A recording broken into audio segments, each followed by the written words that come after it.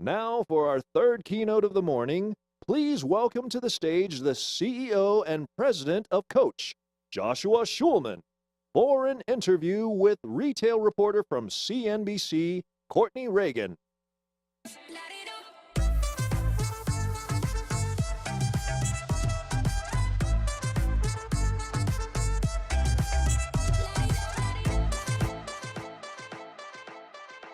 Well, thanks everyone for joining us here today. I know it's been a really jam-packed several days. Thanks, Josh, for joining us here. I know you've been really busy with your team and otherwise at ShopTalk. Yes, exciting few days. Yeah, there's a lot going on here. So first, let's just start off if we can talk a little bit about the structure of the company, since that's changed a bit. Absolutely. For those that may not be as familiar, where Coach sits in now this company we call Tapestry.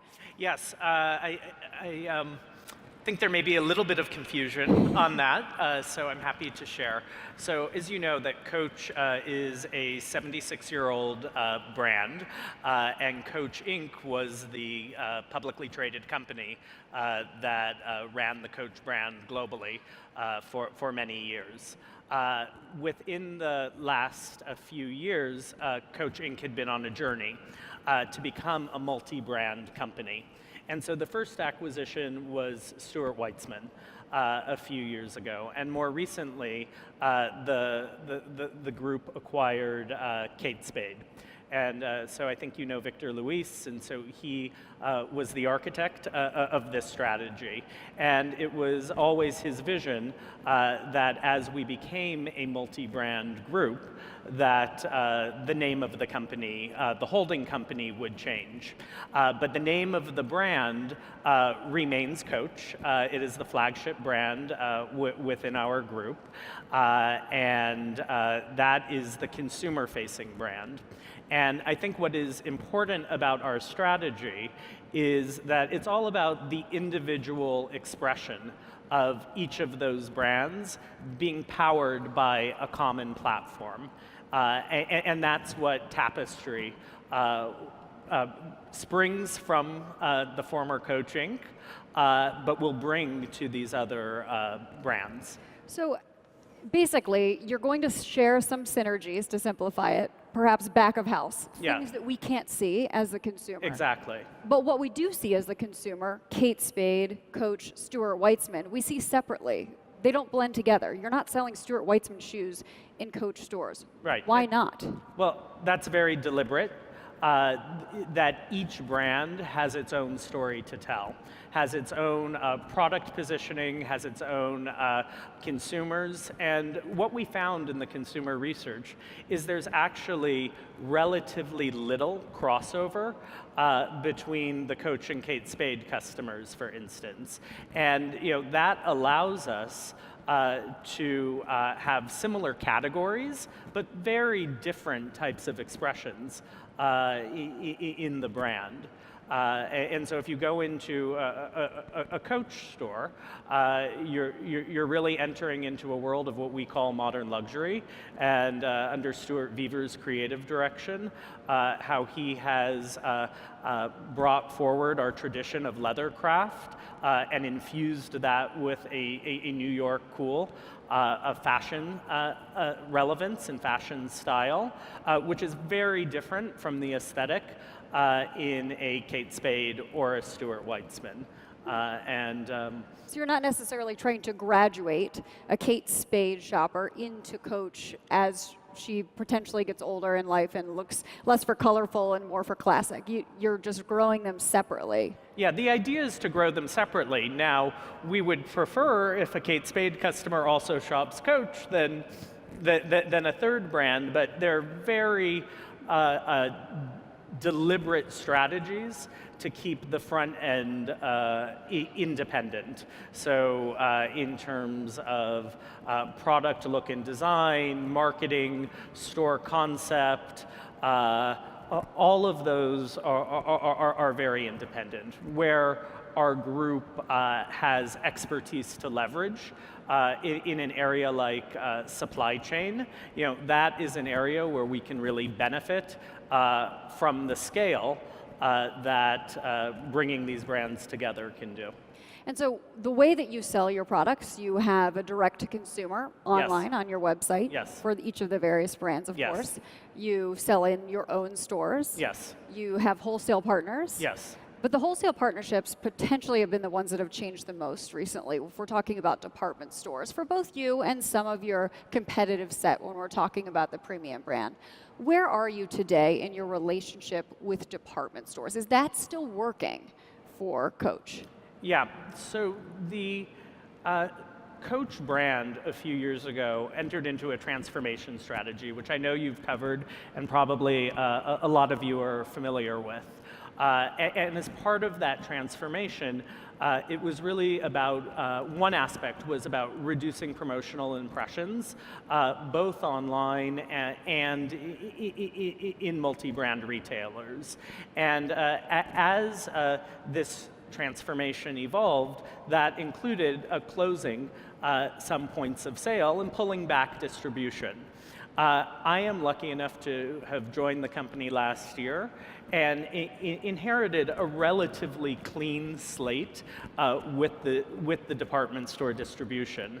And you know, for those of you who know my background, I love department stores, and so I really see an opportunity to take the base that we have and work with our department store partners on building a great brand presence because they can really serve as a not only as a revenue generator for Coach, they actually serve an even more important purpose for us.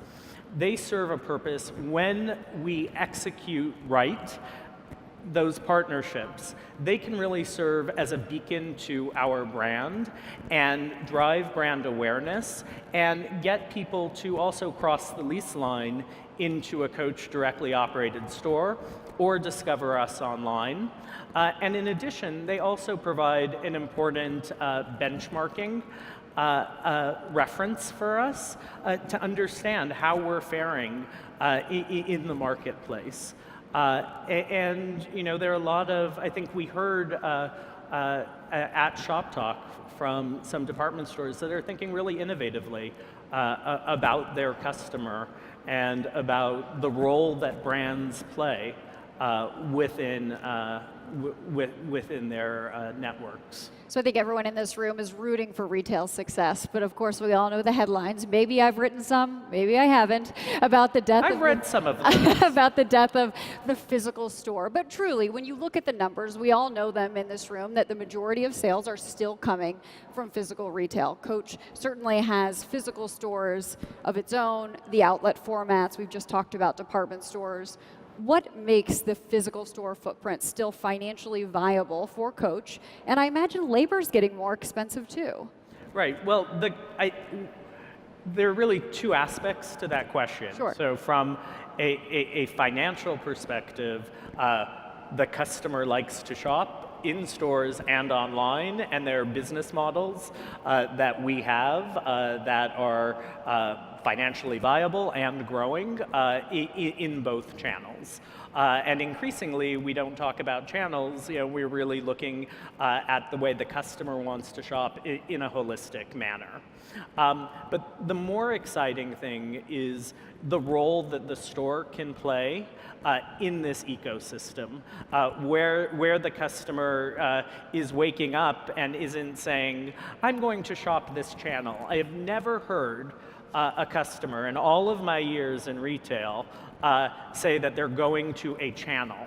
That is an industry jargon that is really outdated.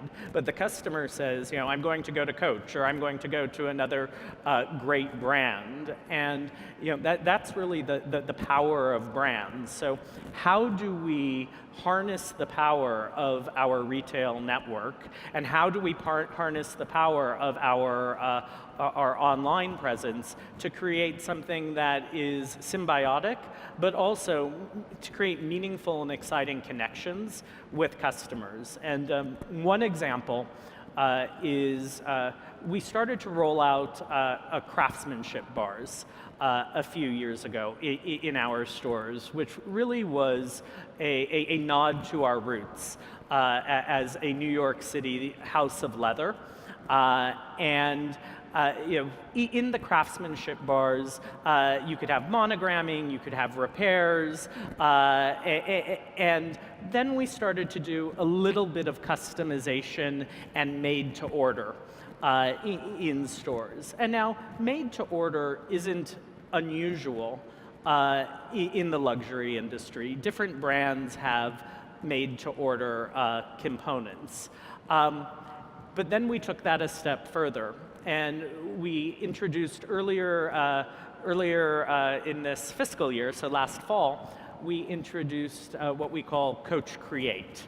And Coach Create allows the customer to work with a craftsman in store and create her own design on the handbag. So within certain guardrails, but it really allows for individual expression. And what makes this different from other bespoke leather goods projects is it also gives her immediate gratification because she's working directly with that craftsman. And we rolled it out first to 5 stores. Now it's in 50. We're quickly scaling it to about 250. And this interaction is available on our online platform as well. And many customers start their journey online and then come in to work face-to-face with a craftsman and get that immediate gratification. Some people come into the store and start with the craftsman, then go back home and work on the product configurator to configure their product, their handbag. And this is something that shows the symbiotic relationship of the experiences that we're able to build across channels. So it's interesting that you can start that journey online, the custom create online on Coach's website. And before we came out here, I just did a quick check on Amazon.com because that's where a lot of customers are starting their shopping. Mm-hmm. And I don't believe that you sell direct on Amazon, right, but there are third-party sellers that are selling Coach product. Past season, 2 seasons ago. Yeah. Is that an issue, though, for brand equity? The prices are low because it's past season, even if it's a third-party seller looking to make a profit. How do you manage that with the brand equity? Yeah, I think the customer is quite smart today. And I think we underestimate the intelligence of the customer at our own risk. And so she understands very clearly what are the authorized channels and what are the unauthorized channels. And there may be a customer who is going on a certain marketplace for convenience and because it's less important to her to get it from an authorized channel. But we know that where we're present online, whether it's on our own website or through our wholesale partners or through a new alliance that we're doing with Farfetch, which will be on their marketplace, but also allow in-store services like same-day delivery and so forth. We know that a customer can feel very confident when they're shopping directly from our site or from an authorized partner. We've spoken before about the different avenues for growth for the Coach brand. So we kind of covered distribution and moving on to growth. You're expanding into apparel a little bit more. Part of that is a collaboration with Selena Gomez that we were just chatting about. A lot of excitement stirring around that. Can you talk to us about what your goals are for apparel and how you make sure you're very careful to manage the brand as you expand into other categories? Yeah, absolutely. Several years ago when Stuart Vevers joined the company, one of the key changes in Coach was that we started to present fashion shows. And those fashion shows express the full expression, a lifestyle expression of Coach that frankly never existed before. And so in a sense, he created memories that people thought they had of the Coach brand and created a really beautiful image for the brand. We're now taking that DNA, that lifestyle expression, and cascading that over different categories, and really building out the merchandising strategies on ready-to-wear, on footwear, as big opportunities for us. It's interesting. I'm just back from China, where we have a fast-growing and very large business. And in China, the brand is newer than it is in the US or Japan, for that matter. And in China, we've been present for about 10 years, directly operated, but really the growth has accelerated in the last 5. And that customer perceives Coach as a full lifestyle brand because that's how she's grown up with it. And gives us permission to have a very important outerwear business, a very important handbag business, of course. But in some ways, that's a template for what we're looking to do globally. And I'm glad you brought up China, because of course that is one of your big growth avenues. Bigger picture, though, the United States and China could be getting into a bit of a contentious situation when it comes to trade. Brand is so important to Coach. That's what we're talking about here. And it's rooted in sort of American history and heritage. Are you concerned about what happens to that Coach brand in China if things get pretty ugly between our two countries? It's so interesting. Like I said, I'm just back from China, and I was in stores with our team, and we have some heritage items influenced by our heritage in our men's collection, with some baseball details and American flags and Statue of Liberty. And I asked the team on the floor how their customers were reacting to this, and whether their customers also enjoy this. And the response from one of our store managers in Beijing gave me chills. She said, we all love the American dream. And Coach in some ways is selling a modern version of that.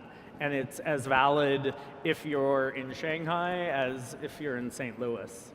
That's good. That is good to know, and I think probably gives a lot of us comfort, because China, of course, is a very important partner for all of us when it comes to trade and growing our businesses. Average unit retail is something also that you've brought up, and it's been discussed on your conference calls as you're pulling away from being so promotional, layering the promotionals, pulling back on flash sales. Is there a limit to how much you can sell a premium handbag for? Well, our handbag expertise gives us a lot of permission to play at a high price point. And we've seen the success of bags, in our original glove tan leather, $795, even over $1,000. And so we've seen some success there. We also have great opportunity in what I like to call the middle of the pyramid, in the $300 to $500 price bucket.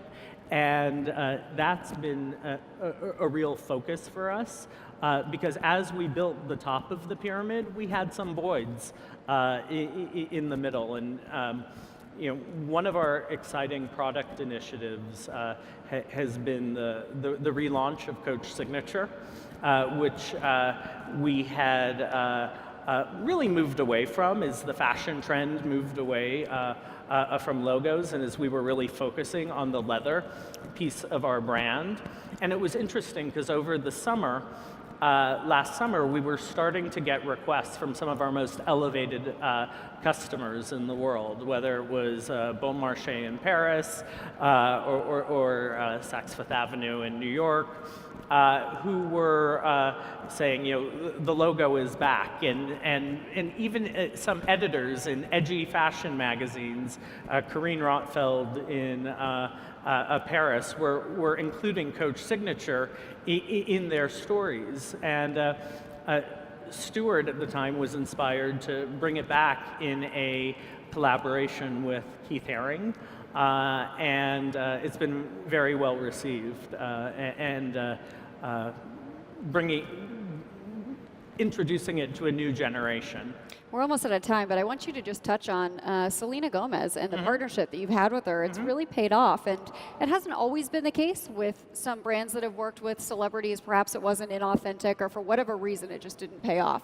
Tell us a little bit about what that means to you, and I mean, if you can, in any way, quantify the return on investment. What has Selena brought to Coach? New shoppers that you didn't have previously, a new awareness to the changes in style?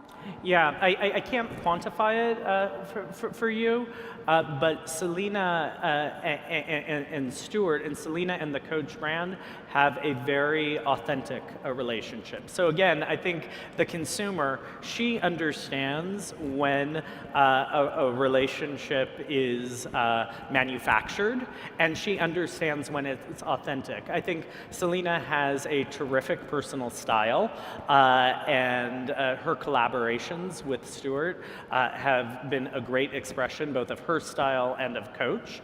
But also for her relationship with her fans is so important. And being associated with Coach and our positioning is a way for her to speak to a very broad fan base, which is different than if she were speaking about a $2,000 handbag. And so by associating herself with a brand rooted in American style, with optimistic values, New York cool, it is a way for her to be inclusive to her fans, just like we want to be inclusive with our brand. Are you going to convince her to bring Justin in too? Justin is not part of the collaboration. However, he is more than invited to any of our to any of our events where Selena is. That's great. Pardon me. Thank you so much, Josh. Really appreciate your time here today at Shop Talk. Thank you. Thank you very much. Fun.